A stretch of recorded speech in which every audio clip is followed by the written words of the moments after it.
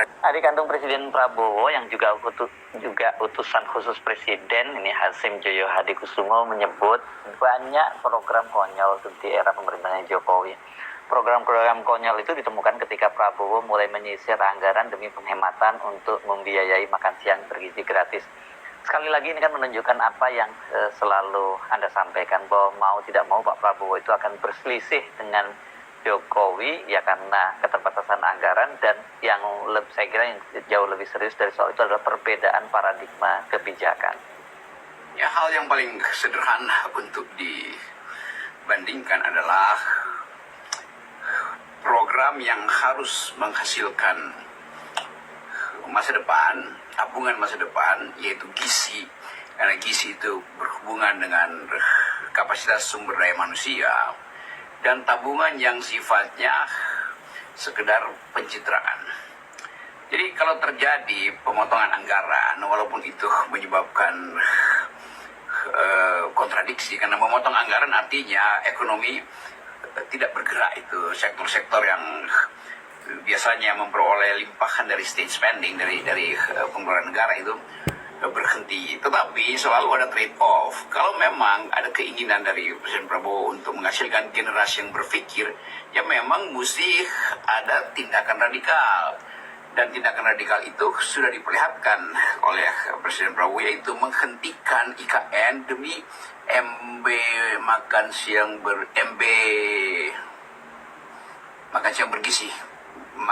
bergizi gratis. Makan siang gratis bergizi, MGB. Oke, mulai kita hafal singkatan itu. Jadi ada trade off antara IKN atau MGB, yang mana mau dipilih? Tentu ini juga secara simbolik memperlihatkan bagaimana Prabowo akhirnya harus menghentikan semua ambisi Jokowi untuk memamerkan keangkuhan politiknya, yaitu dengan berupaya untuk menunggu supaya ada peresmian IKN dan dia akan datang hadir di situ, patungnya udah dibuatkan di situ walaupun udah berlumut sekarang. Nah, kelihatannya itu intinya.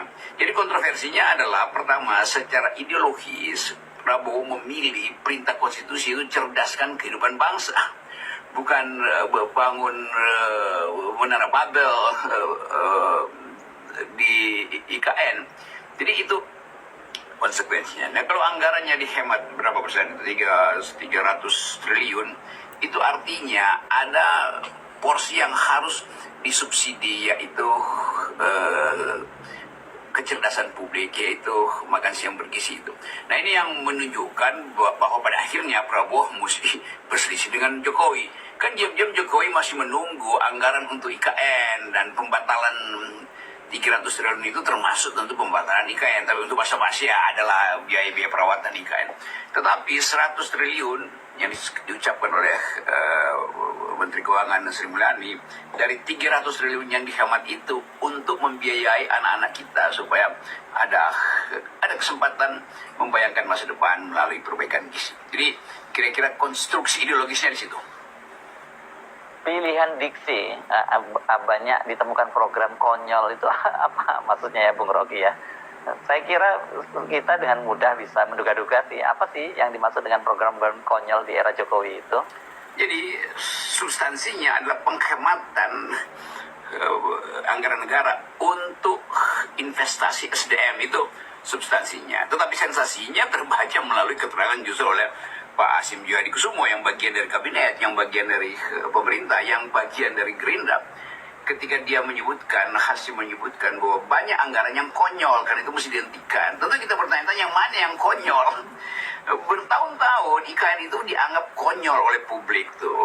Bertahun-tahun kita sebutkan bahwa pembangunan IKN itu adalah pemborosan anggaran pertama, perusakan lingkungan kedua, dan ambisi untuk legacy Jokowi doang, kan itu kan. Jadi kalau disebut konyol ya nggak salah kalau publik menafsirkan yang disebut konyol itu adalah IKN, yang disebut konyol itu yang punya gagasan membuat IKN, yang disebut konyol itu yang punya ambisi untuk meresmikan IKN, yang punya punya kekonyolan itu adalah dinasti yang ingin diingat sebagai pemilik IKN. Siapa itu? Ya Mulyono. Kan gampangnya begitu tuh. Jadi kita juga mesti belajar menafsirkan. Kendati tidak eksplisit diucapkan oleh Pak Hasim, tetapi tentu kalau dipotong anggaran IKN itu sehingga tinggal mungkin beberapa ratus miliar untuk sekedar biaya pemeliharaan, maka bisa dipastikan bahwa 5 tahun ke depan IKN belum akan dilanjutkan. Artinya Jokowi tidak mungkin menunggu 5 tahun ke depan supaya Gibran itu akan berkantor sebagai presiden di IKN. Itu konyol namanya tuh. Juga tidak mungkin dalam 10 tahun ke depan, karena setelah 2029 maka politik akan berubah. Mereka yang berupaya untuk menilai kemasukakalan dari proyek-proyek infrastruktur Jokowi akan menilai bahwa banyak yang konyol memang. Jadi akan banyak PSN yang seharusnya udah dibatalkan dari sekarang tuh, karena memang konyol tuh. Jadi keterangan-keterangan yang diedarkan hari-hari ini bahwa Prabowo menghemat anggaran itu sekaligus untuk menunjukkan bahwa Prabowo tidak lagi punya semacam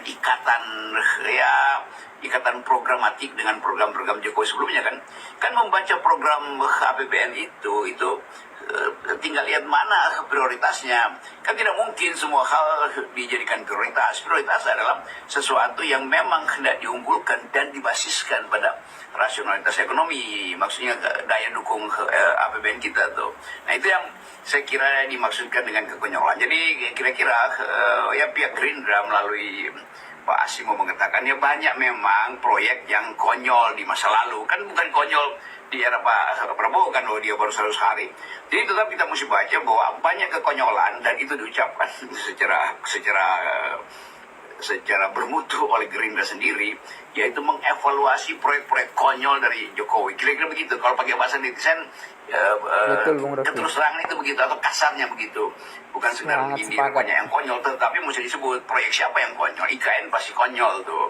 Banyak PSN yang juga akhirnya harus disebut sebagai kebijakan konyol dari pemerintahan sebelumnya, itu pemerintahan Mulyono. Anda tadi menyebut pemangkasan anggaran ini berdampak terhadap pertumbuhan diskusi yang luar biasa. Sebuah risiko yang saya kira harus diambil oleh pemerintah. Di tengah heboh pemangkasan anggaran itu tiba-tiba kemarin muncul di Google itu menempatkan kurs rupiah terhadap dolar di kisaran 8.000. Unbelievable. Tapi kemudian menimbulkan tanda tanya orang, apa sebenarnya yang sedang terjadi? Ya, jadi dari sisi fiskal betul Pak, itu penghematan diperlukan untuk mengalihkan beban anggaran pada sumber daya kita tuh, terutama anak-anak yang akan mengisi infrastruktur. Tapi sepakat Bung Rocky. Nanti itu.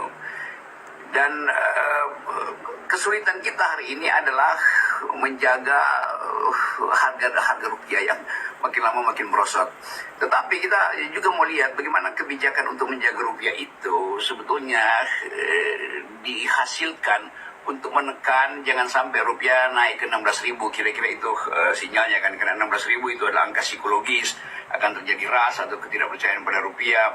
Digegerkan sedikit oleh Google yang menilai 1 rupiah itu, 1 dolar itu 8.000 rupiah tuh. Jadi kelihatannya kemampuan kita untuk memastikan apakah anggaran itu cukup juga ditentukan oleh kebijakan untuk mendongkrak rupiah ini kan. Dan kita tahu bahwa mendongkrak rupiah itu kalau dilakukan dengan memperkuat fundamental ekonomi kita, itu yang disebut sebagai kekuatan ekonomi masuk akal tuh. Tetapi kalau kita baca keterangan para pakar yang memperlihatkan bahwa sebetulnya Indonesia itu udah 2 tahun ini transaksi berjalannya itu minus, artinya begitu banyak kita kehilangan harga di dalam currency kita kan. Jadi kalau misalnya harga rupiah itu makin lama makin merosot, itu artinya Bank Indonesia harus intervensi itu. Nah kalau rupiah menguat sedikit, itu artinya Bank Indonesia minta utang dolar itu, jual surat utang itu, dia terbitkan surat utang supaya bisa dibeli dengan dolar agar rupiah menguat. Tapi penguatan itu kan bukan penguatan yang sifatnya fundamental, tapi penguatan karena diinfus, kira-kira begitu, diinfus oleh surat utang Bank Indonesia. Dan itu selalu berbahaya karena tidak bisa kita merasakan bahwa ada kegiatan ekonomi yang bisa menopang harga dari rupiah kan, atau otonomi dari rupiah atau kedaulatan rupiah tuh. Jadi semua hal yang sifatnya diinfus